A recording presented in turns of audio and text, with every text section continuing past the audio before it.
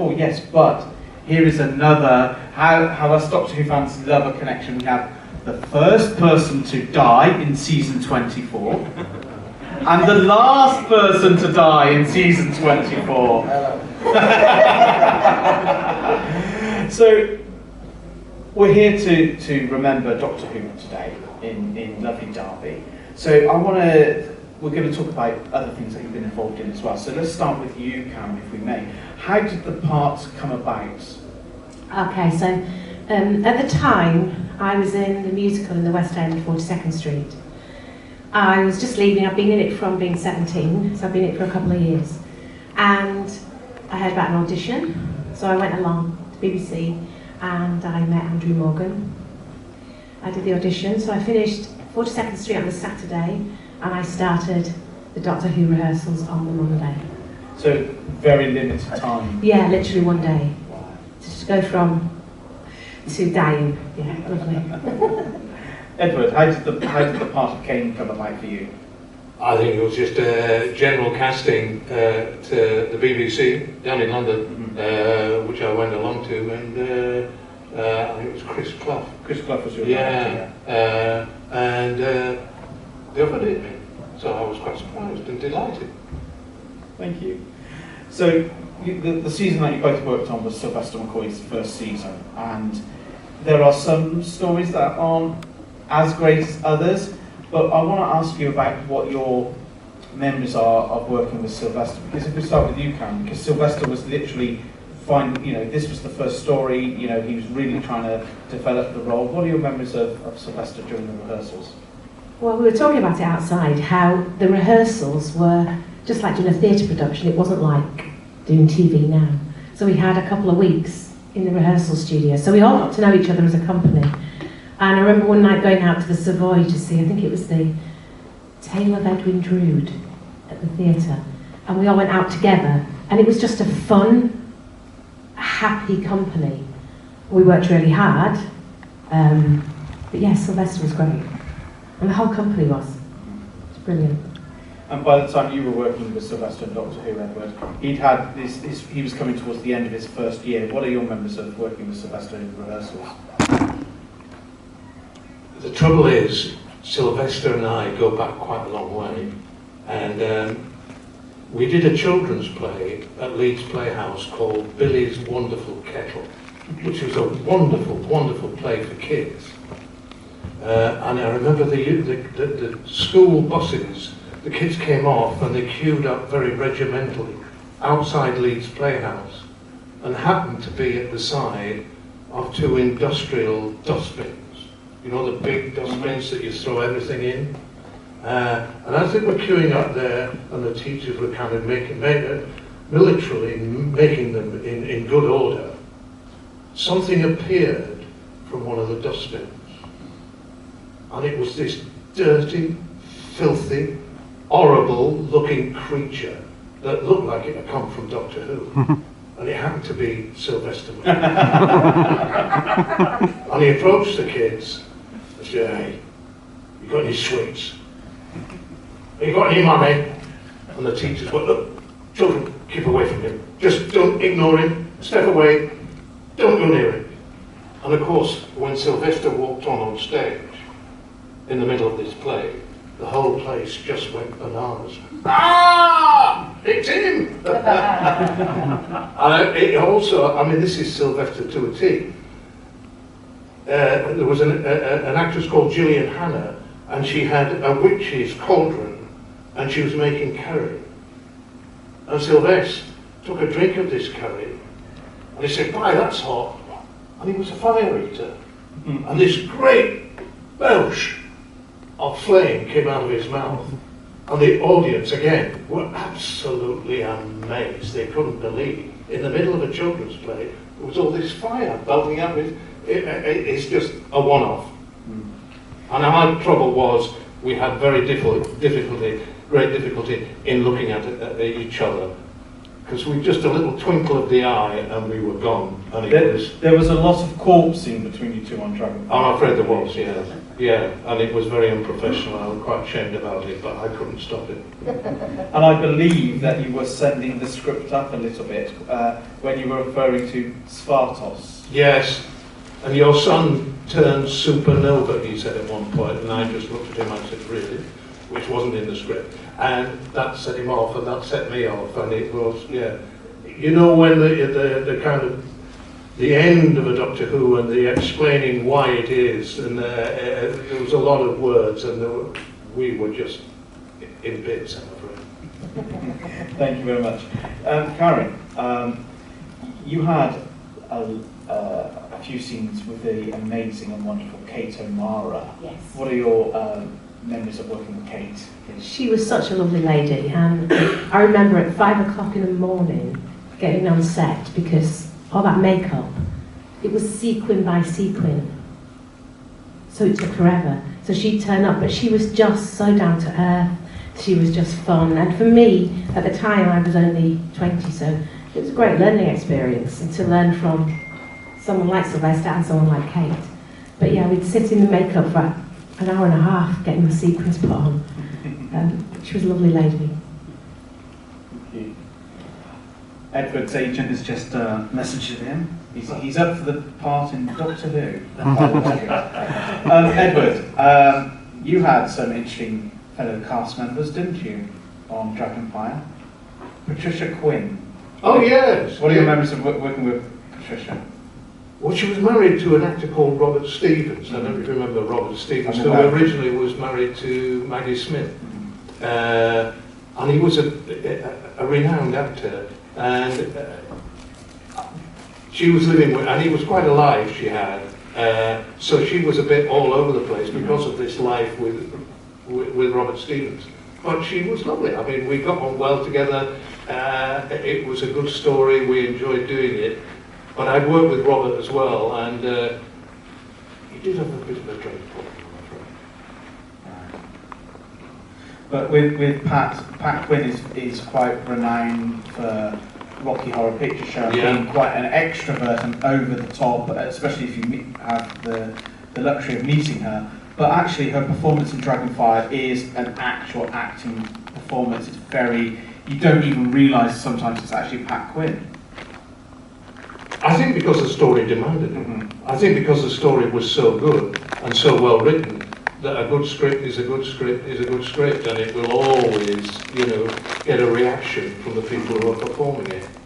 And her natural reaction was to go with the script, and we all did it. I mean, it was a superb script, and it just worked.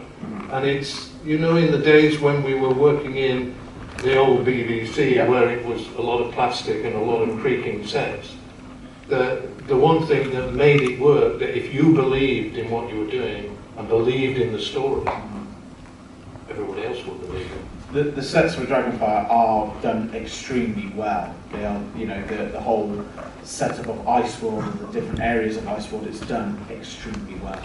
It comes across very, very well, even now. Good.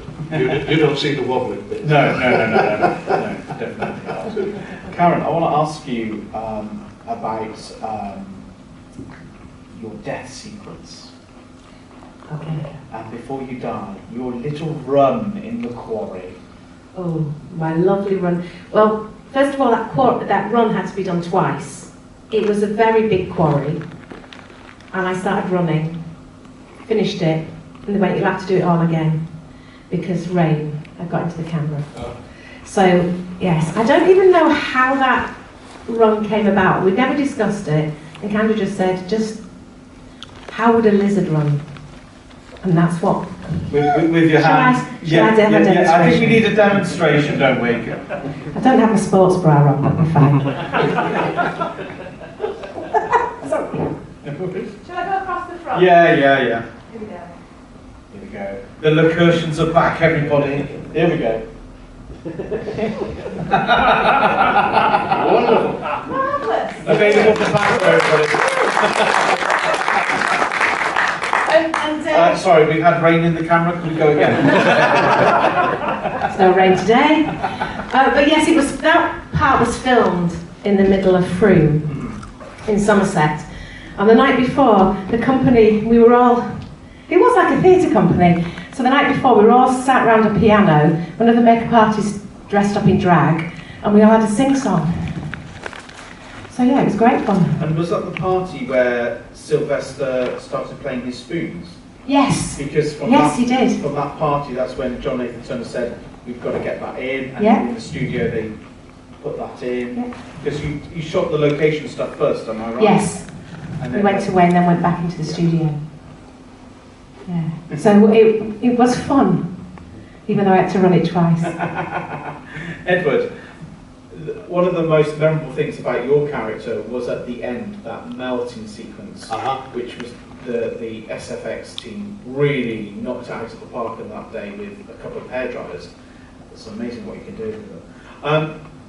What are your memories of going through the process of having the live cast on your head made?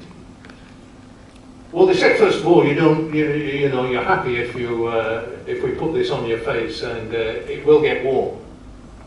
It won't get too warm. Well, let's hope it doesn't get too warm. A couple of straws up your nose to breathe, and they plastered this stuff on my face and left me there for a while, it getting hotter and hotter. But as you can see, I did survive. And what they did was quite remarkable. I mean, I think that was one of the main strengths of that episode, was the effects. These effects were just marvellous. So, the end, I walked to a window and opened the window, and the sun shines in, and they superimposed this head that they made, and two paint strippers that you couldn't see were, of course, underneath the camera. And slowly, and it did take quite a time, but slowly the face starts to slide. It just starts with a drip off the end of my chin and then one on my nose. But I think what upset a lot, and they got a lot of complaints about it and a lot of letters, was when my eye kind of slipped out of my, and started sliding down my chin. It was quite horrible. And Mary Whitehouse did get involved and said, this is not for children, this shouldn't be put on. Naughty BBC. But it was a fantastic effect. It's wonderful. It holds up today, and it's well regarded. I think somewhere that head is still in existence.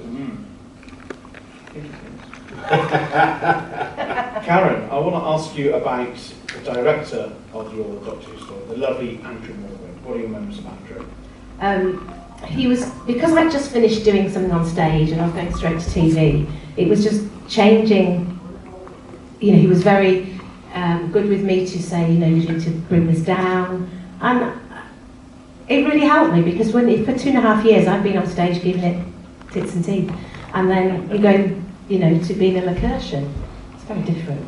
So he was really good to help me through that.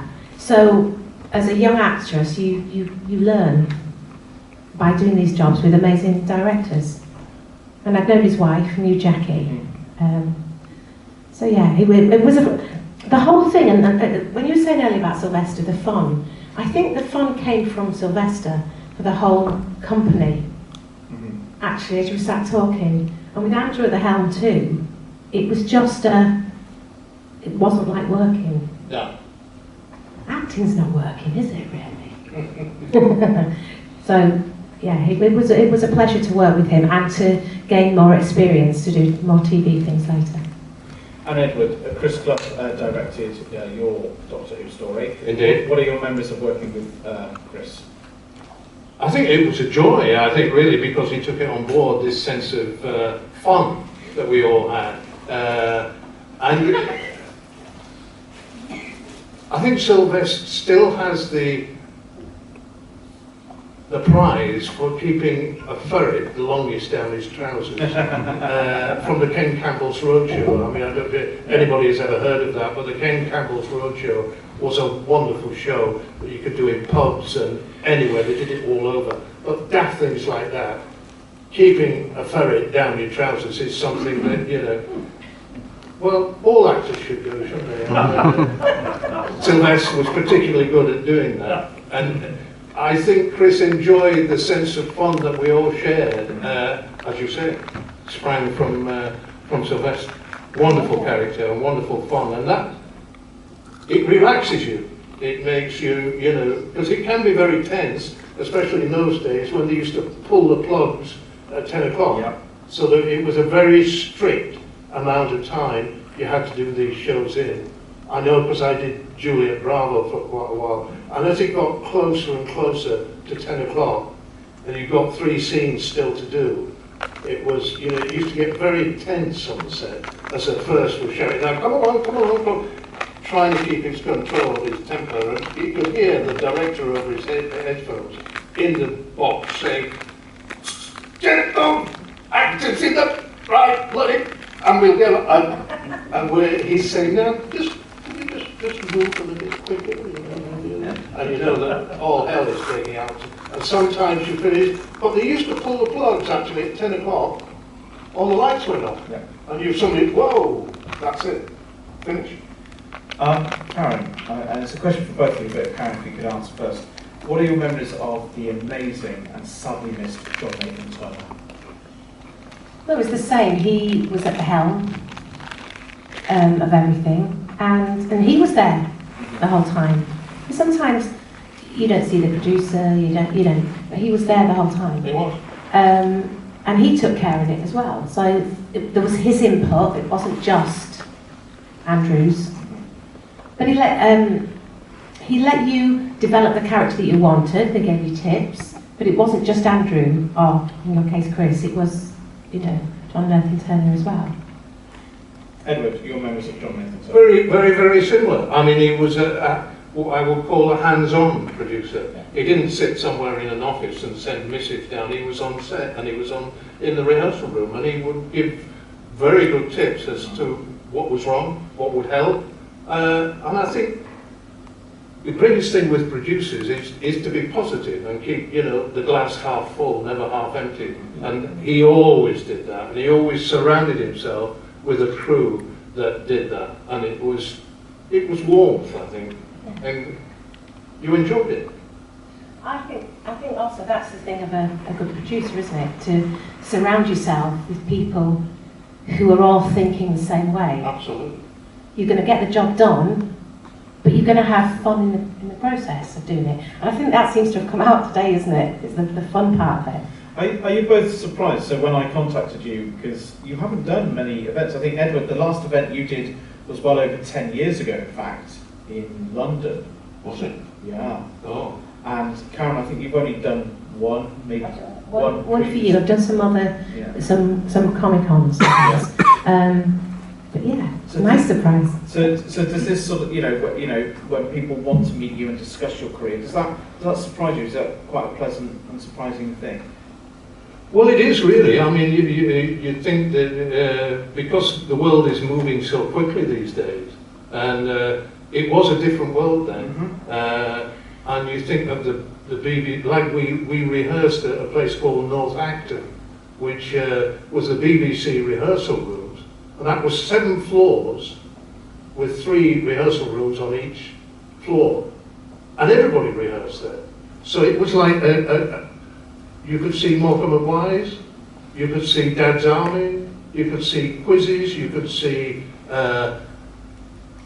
variety shows, everything rehearsed there. I went down in the lift one day and there was somebody in the corner. We didn't speak, we kind of nodded to each other, but I could smell that it was a very distinctive, powerful scent that they had on.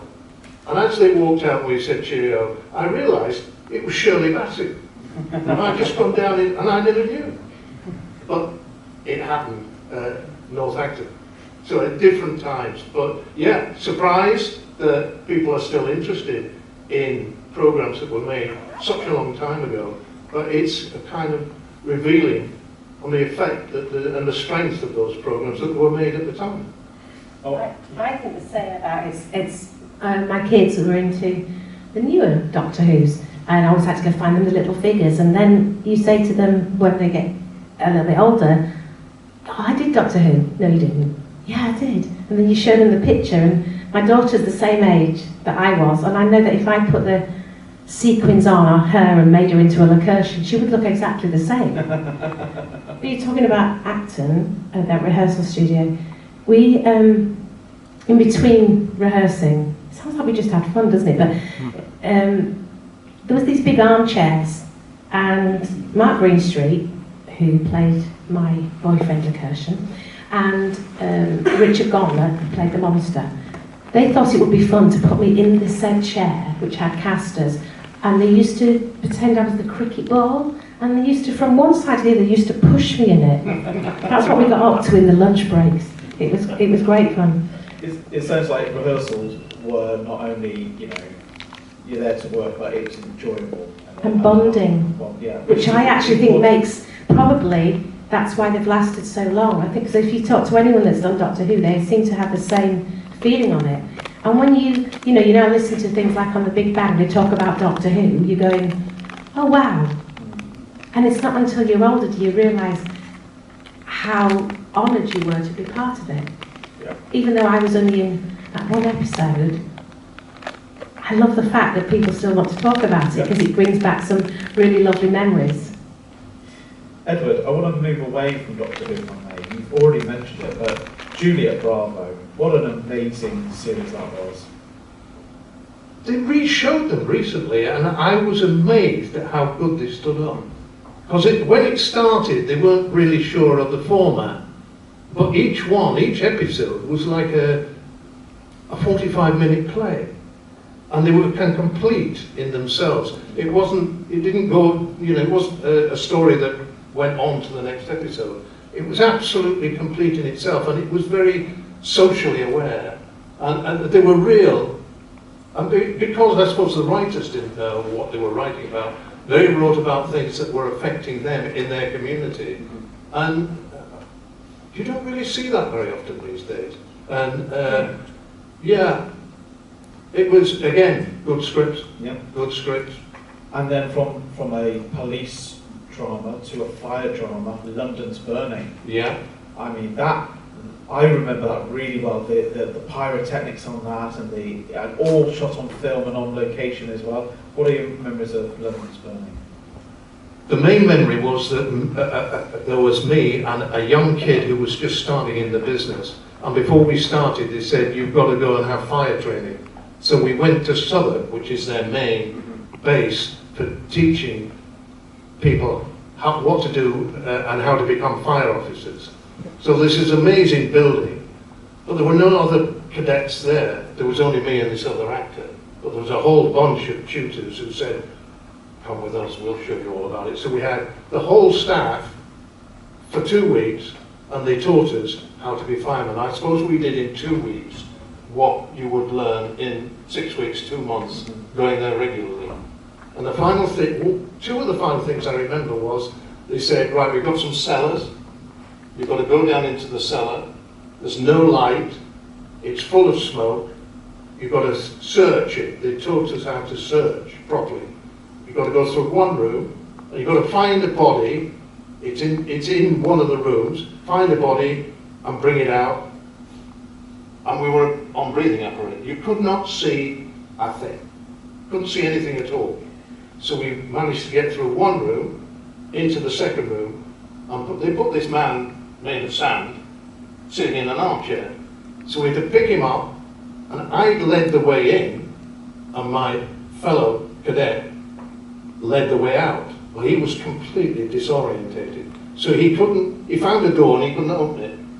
So he started to panic. I said, no, we've got to find the other door, and we've got to go through another room to get back out.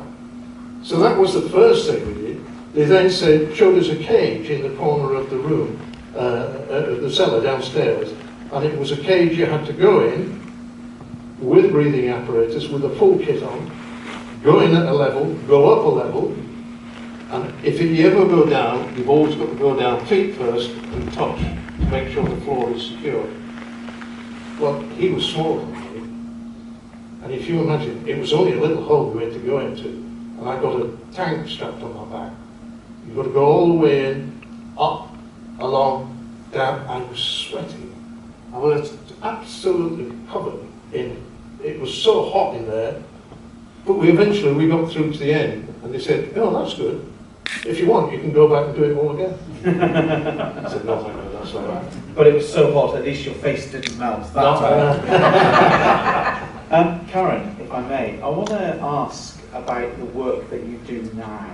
If you'd like to share with everybody what you do, because I think it's lovely and amazing. So I know I've been very lucky that I've been around the world singing and dancing, doing different shows, bits of TV, bits of adverts. But when I was pregnant with my first child, I was in Cats till I was 6 months pregnant. Don't know how I did that. But after I had my second child, we decided to move from London and moved up north. And I missed performing, but I sort of lost my confidence. So a number of years ago, I thought, do you know what? I'll set up my own little gigs. I went to a local amateur company, and they wanted to hear about what shows I'd done. So I took my photographs and spoke about what shows I'd done and how I got into them, and the fact that when I was growing up, my dad was manager of a place called Battle Variety Club. Has anyone ever heard of it here?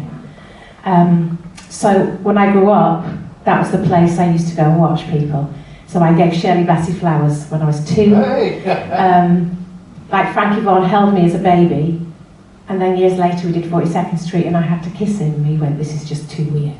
I remember sitting there, I remember meeting Neil Sedaka, who was one of my heroes, Cliff Richard, you name it. I even remember, and I don't even know I should say it, but I remember sitting on Gary Glitter's knee. But we'll smooth over that one. Anyway, so at a certain age, and you do get a bit grumpy, so yeah, maybe I am a right Karen. Okay. Any other questions from the audience?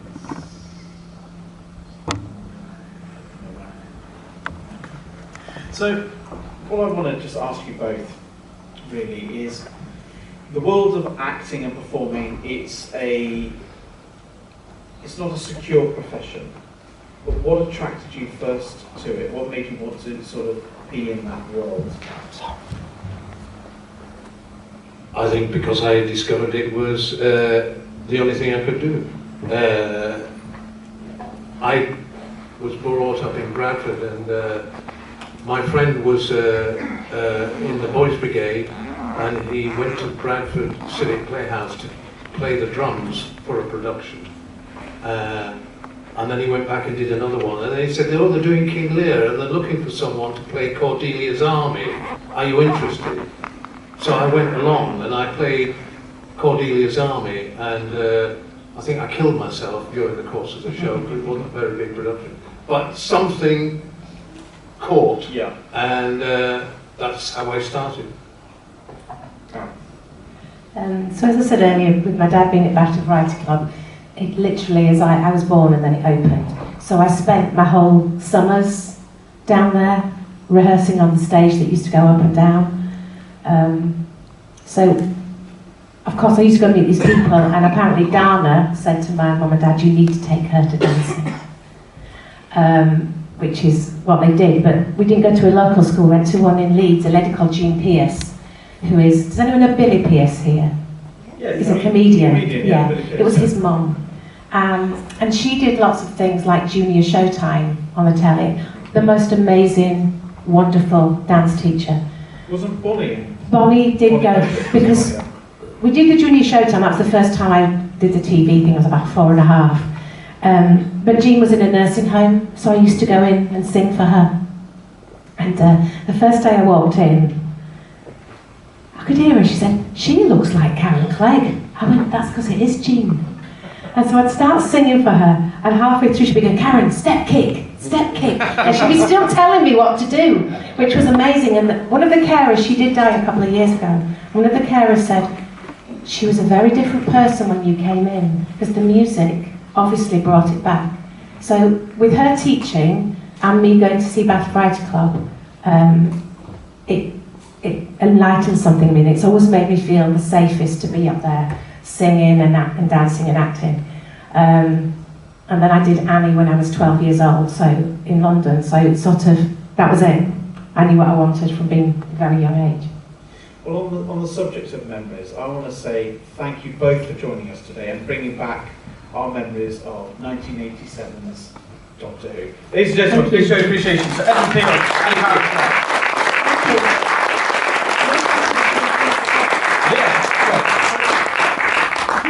You follow Yorkshire folk and grew up in the environments of like the Bradford, Alhambra and the East Playhouse and so on. Would you say that that had an impact on you wanting to go into? Because it's quite a thriving sort of theatrical environment, isn't it?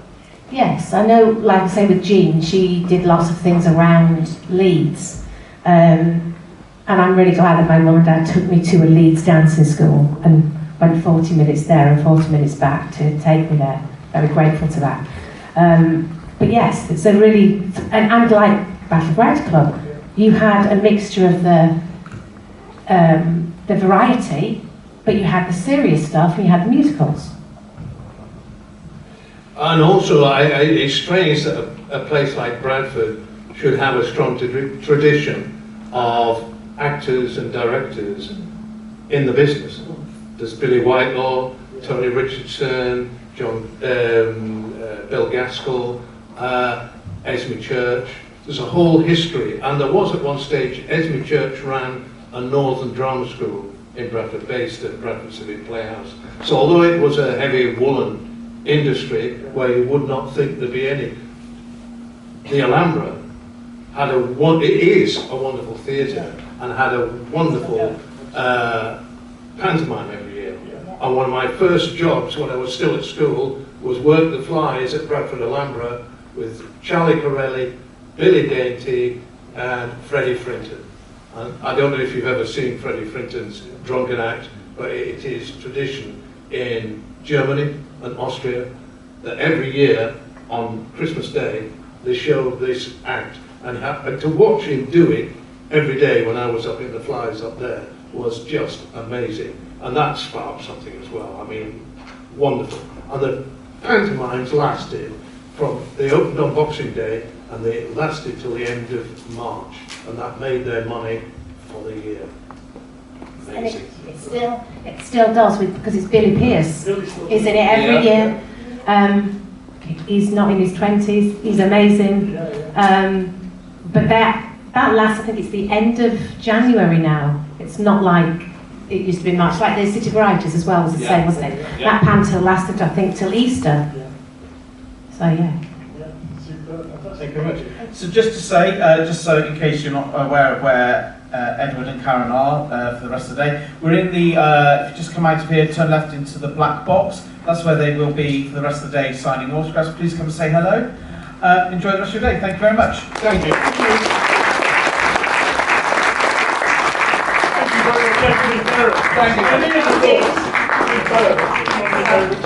you. Thank you.